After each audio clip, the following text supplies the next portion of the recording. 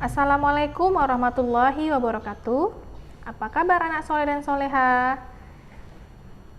Alhamdulillah, luar biasa, Allahu Akbar. Baiklah, semoga anak-anak ibu semua dalam keadaan sehat walafiat ya. Tetap jaga kesehatan. Kemudian kita akan belajar sejarah kebudayaan Islam kelas 4. Nah, kali ini kita akan membahas tentang dakwah Nabi Muhammad SAW. Materinya yang akan kita pelajari kali ini adalah masa awal dakwah Nabi Muhammad SAW. Yang menjadi pertanyaan, kapan Nabi Muhammad SAW mulai berdakwah? Bagaimana Nabi Muhammad SAW berdakwah? Siapa yang pertama kali menerima dakwah Nabi Muhammad SAW? Nah, akan kita pelajari. Nabi Muhammad SAW ketika beliau berusia 40 tahun, pada saat itu Nabi Muhammad sedang menyendiri di Gua Hira. Pada saat itu datanglah malaikat Jibril yang membawa wahyu pertama dari Allah Subhanahu wa Ta'ala. Kalian masih ingat wahyu apa yang pertama kali turun? Ya, surah Al-Alaq ayat 1 sampai 5. Jadi di usia 40 tahun tempatnya di Gua Hira, Nabi Muhammad pertama kali menerima wahyu dari Allah Subhanahu wa Ta'ala melalui perantara malaikat Jibril. Kemudian Nabi Muhammad SAW bercerita kepada istrinya Khadijah. Kemudian Siti Khadijah mengajak Nabi Muhammad SAW bertemu dengan sepupunya yang bernama Waraqah bin Naufal. Kemudian Waraqah bin Naufal ini menyatakan bahwa Nabi Muhammad SAW adalah nabi terakhir yang diutus oleh Allah Subhanahu wa Ta'ala. Nah, pertanyaannya, kapan Nabi Muhammad mulai berdakwah? Yaitu setelah turun wahyu yang kedua, yaitu surah Al-Mudaththir ayat 1 sampai 7. Apa yang dihadapi Nabi Muhammad SAW ketika berdakwah? Nah, pada saat itu masyarakat Arab mereka masih menyembah berhala. Dan pada saat itu masyarakat Arab juga masih sulit untuk menerima kebenaran, sehingga mereka pun sulit untuk beriman kepada Allah Subhanahu wa Ta'ala. Kemudian strategi apa yang dilakukan Nabi Muhammad SAW? Nah, awalnya Nabi Muhammad SAW berdakwah secara sembunyi-sembunyi. Selama 3-4 tahun beliau berdakwah di rumah Arkam bin Abil Arkam.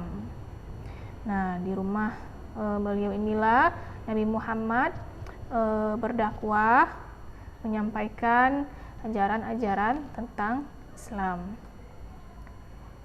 Kemudian setelah itu Nabi Muhammad menyebarkan agama Islam kepada tetangga, kerabat, kemudian sahabat dekat. Siapa saja mereka? Yang pertama tentu saja istri beliau, Siti Khadijah, yang kemudian Ali bin Abu Thalib, yaitu saudara sepupu Nabi Muhammad yang tinggal serumah dengan Nabi Muhammad. Kemudian ada sahabat-sahabat Abu Bakar, yaitu Utsman bin Affan, Zubair bin Awan, Sa'ad bin Abu Waqqas, Talha bin Ubaidillah, Abu Ubaidah bin Jarrah, Arkam bin Abil Arkam. Kemudian ada juga anak angkat Nabi Muhammad, yaitu Zaid bin Harithah. Nah, mereka ini adalah orang-orang yang pertama kali masuk Islam.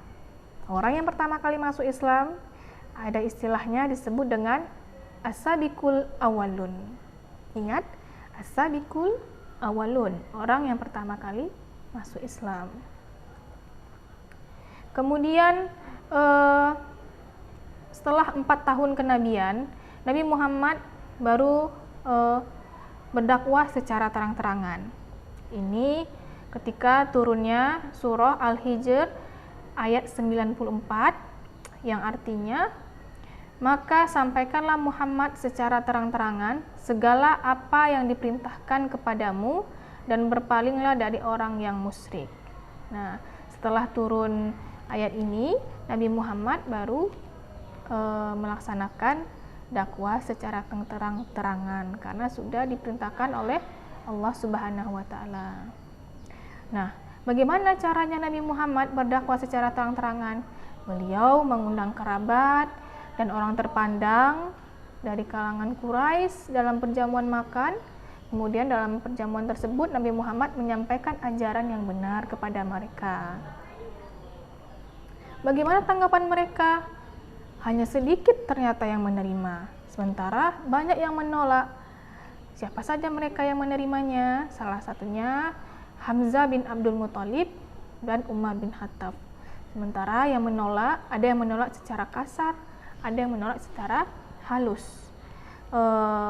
Paman Nabi Muhammad, Abu Lahab, beliau menentang secara kasar atau lantang. Itu paman beliau sendiri. Kemudian apa sebenarnya alasan kaum kafir Quraisy ini menolak ajaran Nabi Muhammad SAW? Yang pertama, persaingan merebut kekuasaan. Ya. Kemudian ketika ada yang masuk Islam, ya, ada anggota suku yang masuk Islam, kemudian merasa tersaingi kekuasaannya.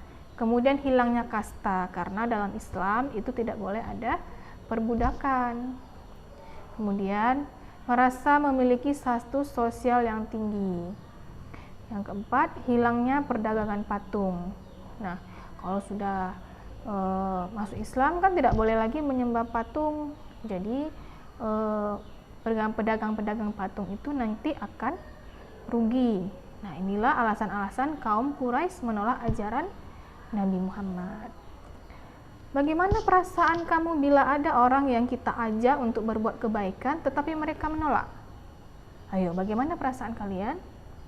Kalau Nabi Muhammad, beliau tidak pernah putus asa dalam menyampaikan ajaran kebenaran, yaitu ajaran Islam. Begitu juga dengan kita tidak boleh berputus asa dalam menyebarkan kebenaran. Baiklah anak-anak ibu, demikian materi kita hari ini tentang masa awal Nabi Muhammad SAW berdakwah. Nanti kita akan lanjutkan pada bagian kedua. Silahkan kerjakan tugasnya yang sudah ibu berikan. Selamat belajar, tetap jaga kesehatan. Wassalamualaikum warahmatullahi wabarakatuh.